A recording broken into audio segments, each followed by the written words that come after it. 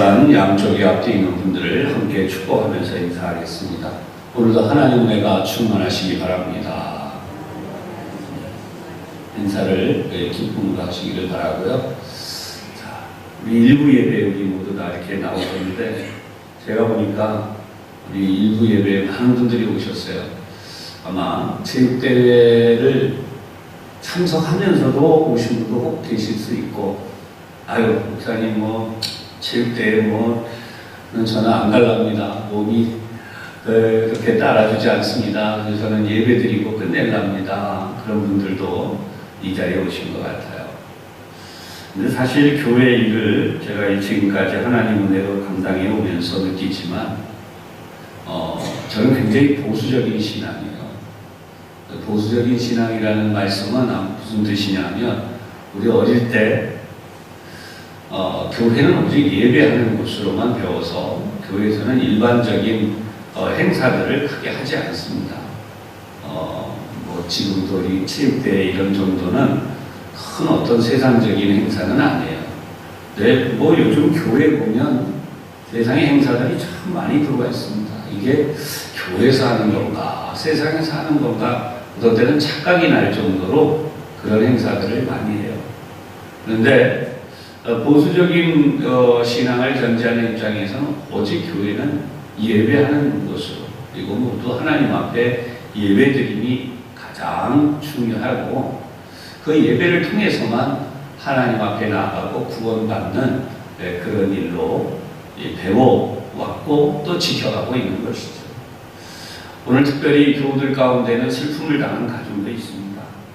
그러다 보니까 목사인 저의 입장에서는 항상 그렇듯이 그런 마음이 있어요.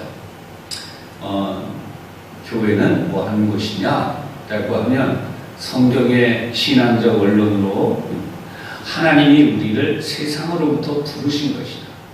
이 조직신학 교회론의 가장 중요한 첫 번째, 세상으로부터 우리를 불러내셨다. 언젠가도 이 부분을 정확하게 말씀을 드린 적이 있는데, 이걸 에클레시아, 교회를 가르쳐서 에클레시아라고 부른 이유는 세상으로부터 불러들였다는 것, 하나님의 품으로. 이게 첫 번째 교회의 가장 중요한, 그래서 교회에서 하는 일이 뭐냐라고 하면 하나님의 품으로 불러들여진 자들의 모임. 당연히 세상의 것들은 다 내려놓아야 돼요. 우리가 흔히 얘기할 때 미움, 시기, 질투, 다툼, 분노 이런 모든 걸 내려놓으라고 하는데, 사실 그런 걸 내려놓으려면요, 굳이 어떤 불교의 어떤 용어들을 동원하지 않아도요, 우리의 오욕과 출정이라고 불리우는 이런 인간의 모든 걸 내려놓아야 됩니다.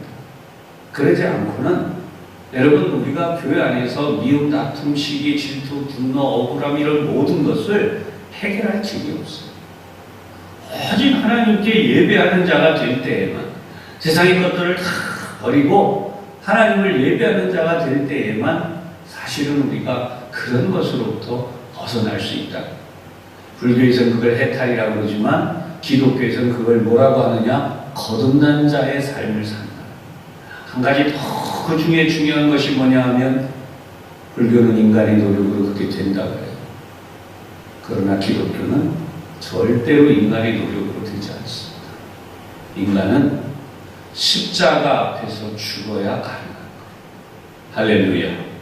그래서 누구든지 나를 따라오려거든 자기 십자가를 지고 나를 따를 것이다.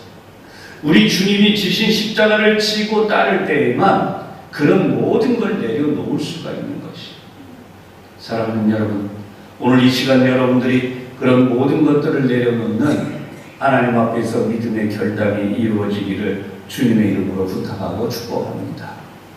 두 번째로 중요한 것이 뭐냐면, 교회는 다시 세상을 향해 파송되어져요. 우리가 와서 예배를 드리고 나면 하나님의 말씀과 능력과 은혜로 무장이 되어져서 세상에 나가 살아야 돼요. 교회만 계속 살 수는 없어요. 그게 하나님 뜻이에요.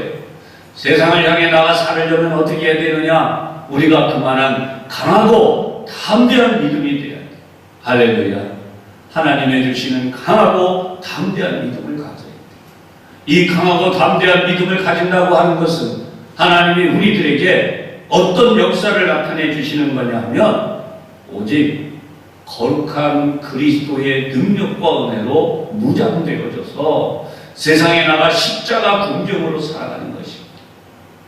세상에 물들지 아니하고 세상에 악한 것을 되따르지 아니하고 그러한 모든 것 사이에서 산자와 죽은 자라고 표현하는 하나님을 믿는 자들과 믿지 않는 자들 사이에서 빛과 소금으로 살아가는 것입니다. 빛이 된다고 하는 것은 어두운 것을 비추는 자가 됩니다. 여러분, 결코 이게 간단하지 않아요.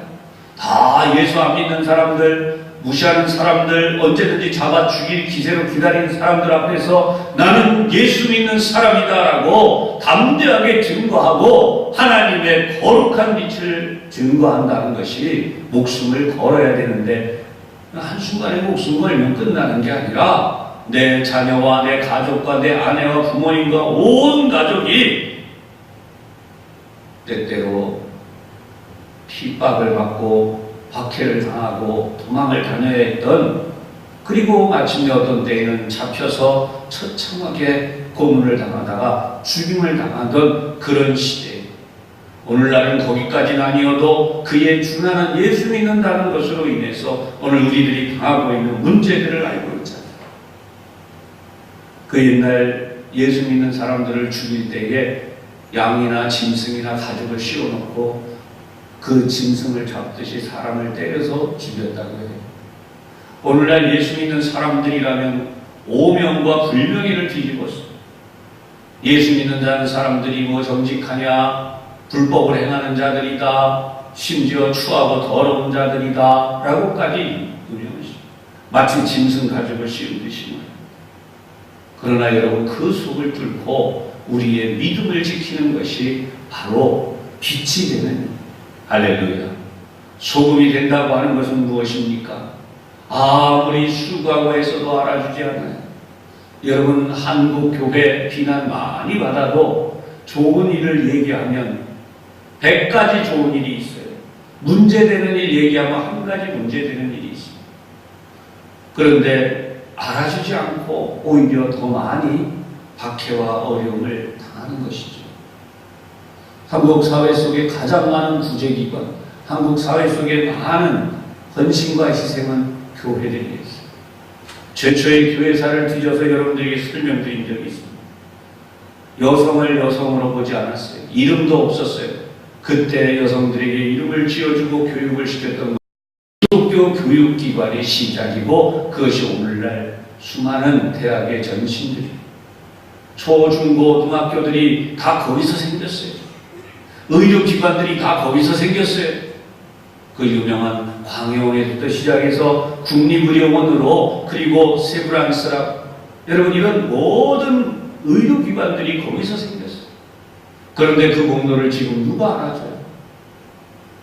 우리가 이런 것을 생각해 보면 얼마나 이 땅이 하나님의 은혜로 충만하도록 교회와 성도들이 소금처럼 녹아지고 흔적도 없이 헌신했는가. 그러므로 오늘도 그런 부분들을 우리가 생각하면서 믿음으로 간다고 하는 것이 도대체 어떤 일을 말하는지를 다시 한번 생각하고 다짐해야 할 것입니다. 오늘 이 자리에 예배하는 우리는 세상의 것들이 아니라 하나님 앞에서의 기쁨과 즐거움이 가득하고 충만한 시간 되기를 주님의 이름으로 축복합니다. 우리는 예배가 세상에서 가장 큰 기쁨입니다. 예수 믿는 사람들이 어디에서 즐거움을 느끼는가, 어디에서 행복을 느끼는가 라고 하는 것은 바로 그 사람의 신앙이 어떻게 되어 있는지 척도가 되는 것입니다. 예배드림이 기쁨이고 말씀대로 사는 것이 행복이고, 내가 그렇게 거룩한 복음을 세상에 다시 전하는 바로 그 사명, 교회가 교회되는 일, 부르심을 받은 것과 다시 내가 파송받는다고 하는 여기에 대하여 분명하게 아는 이것이야말로 우리의 이 땅에 하나님의 자녀로 부름받은 자들이 마땅히 마지막 순간까지 추구해야 될 가장 위대한 삶. 우리 모두가 매일 매 순간을 다짐하며 살아가야 될 분명하고도 유일한 목표가 되는 것이죠. 할렐루야.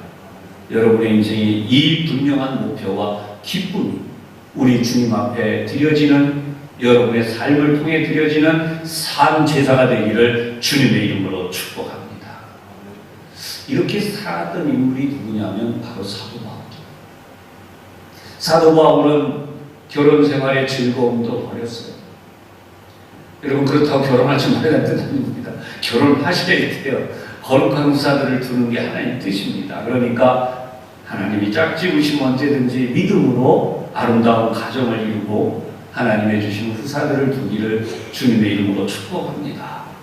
그런데 바울은 세상의 즐거움을 다 버렸어요. 우리 찬송가에도 나오지만 세상 자랑 다 버리고 세상 즐거움 다 버렸습니다. 근데 여러분, 세상 즐거움이 뭐였을까요?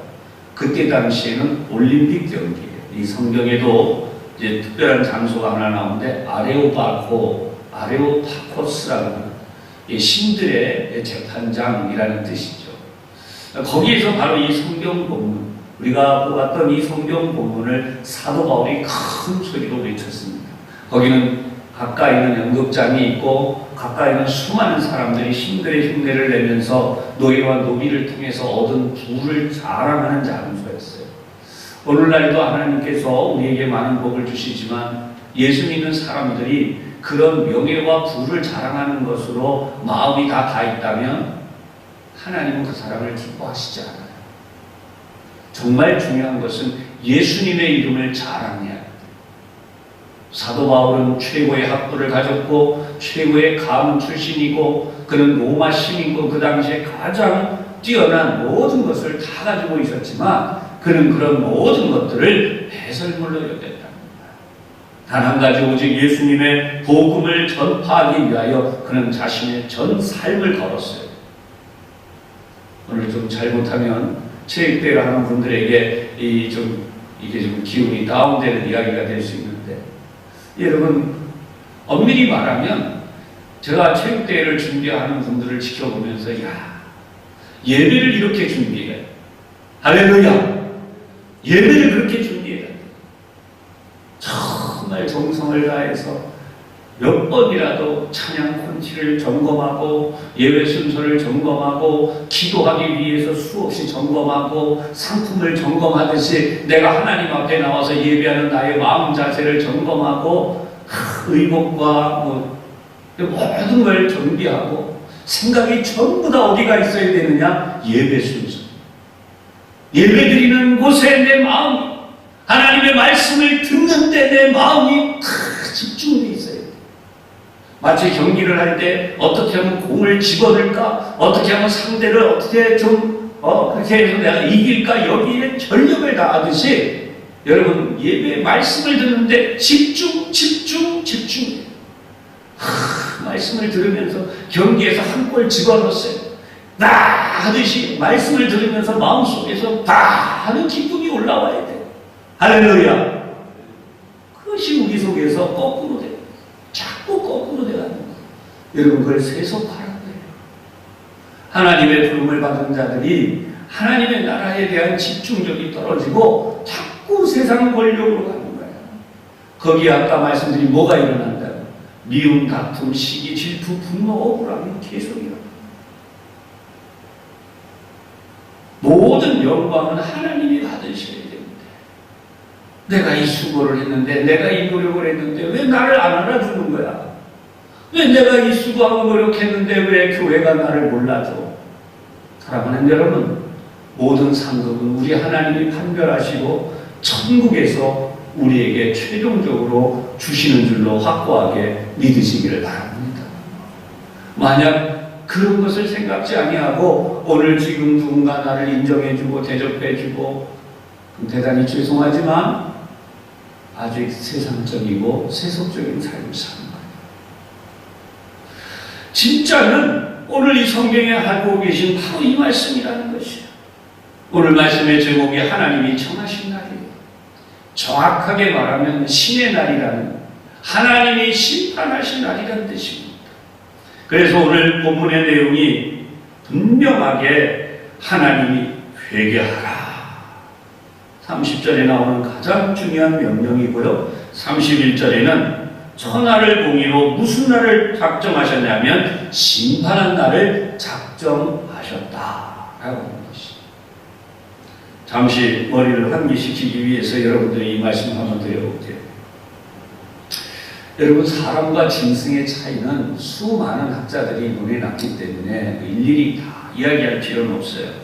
그런데 여러분, 사람과 짐승이 태어난, 저는 어느 순간에 그 자연 다큐를 잠깐 본 적이 있는데, 야, 사람하고 저렇게 다르구나. 여러분, 짐승은요 재미난 일이 있어요. 염소가 됐든 소가 됐든 아니면 심지어 사자가 됐든 어떤 종류가 돼도요, 태어나면 보살피지 않아도 그 태어난 동물이 알아서 자기 발로 뒤뚱뒤뚱하다 일어나요. 그리고 본능적으로, 염소도 그렇더라고요. 뭐 양이나 염소도 벌떡 일어나 이 새끼가 서서 어미가 이걸 어떻게 저렇게 놓나 할 정도로 아주, 그런데 새끼가 툭 튀어나오니까요, 그 뭐 보자기같이 이렇게 쭉쭉 찢어져가지고 벌떡 일어나더니 뒤뚱뒤뚱 하면서 본능적으로 어미를 찾아가요. 가서 저쪽에 뛰어났는데도 쫓아가가지고 그 젖을 물고 먹어요. 그때부터 크기 시작합니다. 사람이 그렇게 될 수 있나요? 혼자 태어나지도 못하지만 태어났다가 그냥 내버려 두면 그냥 죽어요. 그 사람이. 야, 짐승들은 저렇게. 또 중요한 걸 봤어요. 짐승들은요, 입을 덮어줄 필요도 없어요. 집을 구해주고 좋은 집을 구해서 살 필요도 없어요. 그냥 내버려 두면 돼요. 낙엽에서 뒹굴고 나무 밑에서 이렇게 하고, 뭐 짐승들은 그러면서 살아가요. 한마디로 말하면 야생에서 산다 그러죠. 특별한 터전이 필요 없어요. 사람은 집이 필요해요. 덮을 이불도 필요하고 생활에 필요한 것들이 많아요. 마태복음 8장 20절에 예수님은 이렇게 말씀하세요. 인자는 머리 둘 곳도 없다. 저는 이 말씀을 두 가지로 생각하게 됩니다. 첫 번째는 인생의 현주소를 말씀하십니다. 모든 세상의 사람들은 그냥 그렇게 살아갑니다. 결국 인생은 어디로 갈지를 모르는 거예요. 모든 인생의 현주소. 어떻게 살아야 되는지를. 모든 사람들이 알고 보니까 자기 집, 자기 재산, 자기 능력 처음부터 없는 것이죠. 살면서 마련이 되는 것이죠. 그런데 저는 이것을 영적으로 두 번째 돌려서 한번 생각해요. 인자는 머리 둘 것이 없다. 하나님은 온 세상의 모든 것을 창조하신 분이요, 예수님은 바로 그 주인공이세요. 그런데 그분이 머리 둘 것이 없다는 말씀은 무엇 때문인가? 모든 인간들에게 복을 주시기 위하여 하늘의 영광을 내려놓고 이 땅에 내려오셔서 십자가에 달려 죽기까지 희생하셨다는 뜻이에요. 할렐루야. 그 예수님의 희생으로 인하여 오늘 우리에게 복이 임하는 것입니다. 예수 이름으로 기도하는 곳에 질병이 치유되고, 예수 이름으로 기도하는 곳에 사단의 역사와 괴계가 깨져나가고, 무너지는 삶이 하나님의 복을 받아서 풍성한 은혜로 다시 서게 되는 것입니다. 할렐루야. 우리 모두 하나님의 복을 받아야 돼요. 그냥 받는 게 아니라 많이 받을수록 좋아요. 우리 옆에 있는 분들을 한번 축복하겠습니다. 주님의 복을 많이 받으시기를 바랍니다. 시작. 네, 이거야말로 억울한 일이에요. 이 복을 받지 못하면 받을수록 좋은 우리 하나님의 복, 많이 받을수록 좋은 우리 주님의 복을 그저 적당히 받고 넘어가는 건 그만큼 우리가 믿음 생활을 적당히 하고 있다는 얘기입니다. 여러분, 뜨겁게 믿음 생활하시기 바랍니다. 열정적으로 믿음 생활하시기 바랍니다. 하나님의 뜻을 이루기 위해 여러분의 삶에 최선을 다하시기를 바랍니다. 누가 알아주지 않아도 우리 여러분, 부모님과 자녀가 알아주고 남편과 아내가 알아주면 최고예요. 없는 분들도 많습니다.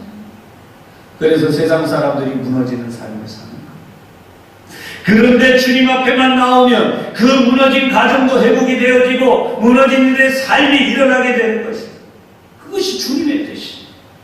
그런데 교회에 와서 믿음으로 살면서 회복이 되어지고 세워졌는데 다시 세상을 향해 마음들이 그렇게 무너진다면 누가 그들을 일으켜 세우겠어요?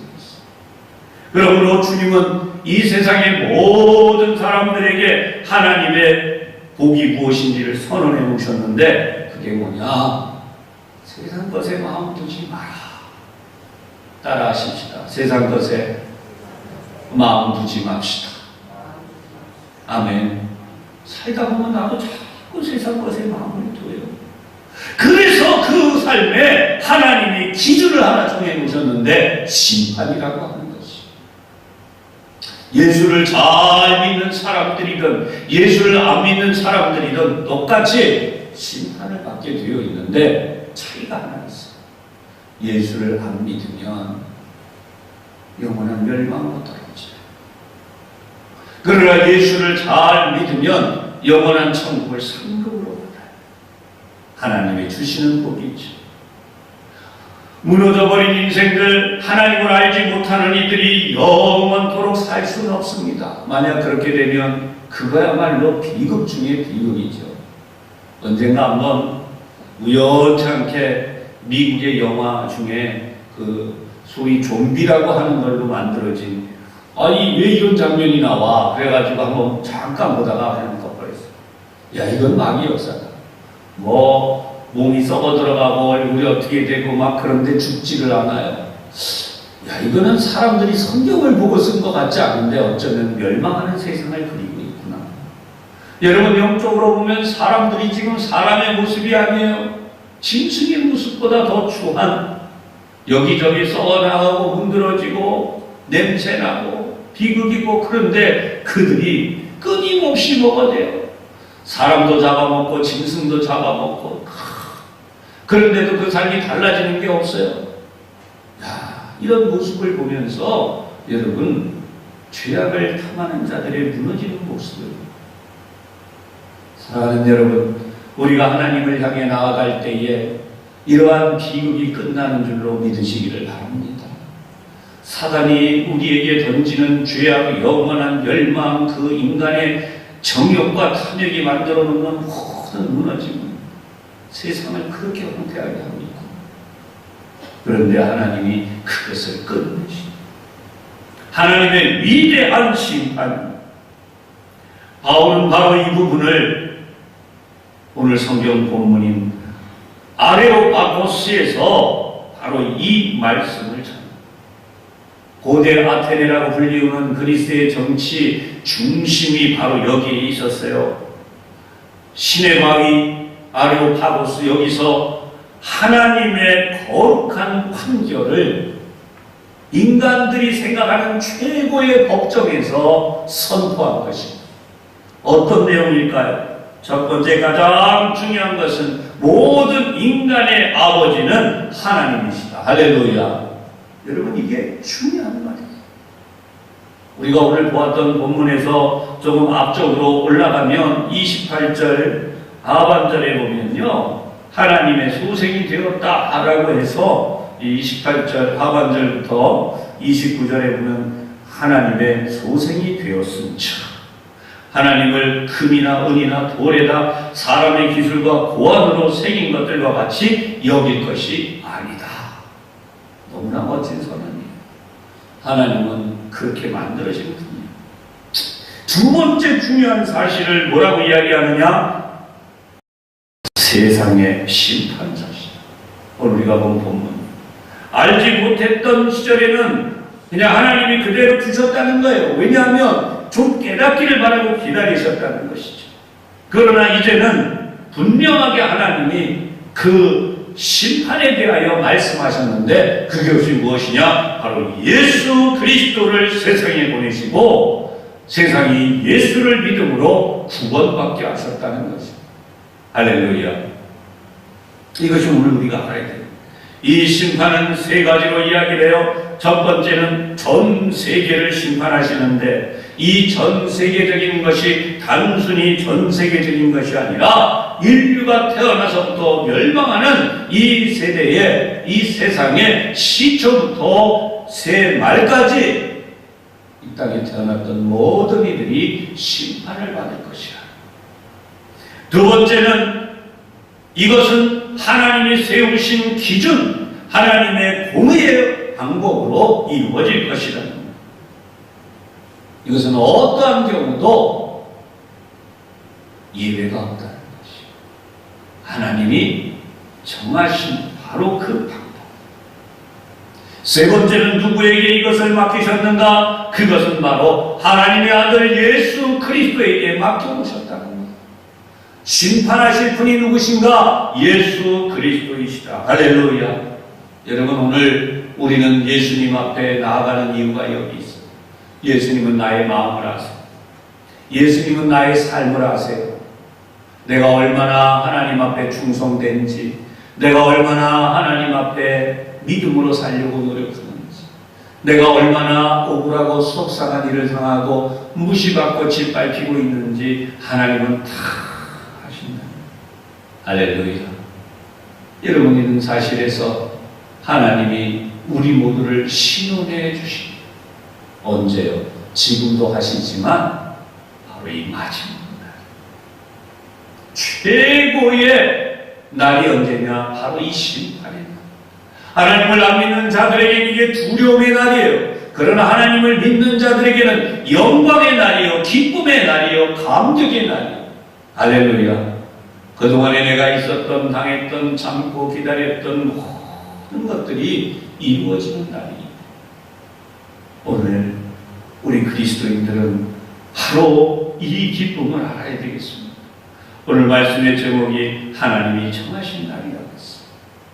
여러분, 우리가 하나님이 정하신 이 날을 향하여 오늘도 이 말씀이 은혜가 되고 믿음이 되고 능력이 되고 기쁨이 되고 감격이 되어서 하나님의 날, 하나님의 정하신 날까지 믿음의 길을 계속해서 갈 수 있기를 주님의 이름으로 축복합니다.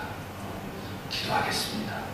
하나님 아버지, 우리에게 하나님을 믿을 만한 증거를 주심으로 저희들의 마음속에 하나님을 믿는 귀한 믿음 주셨나이다.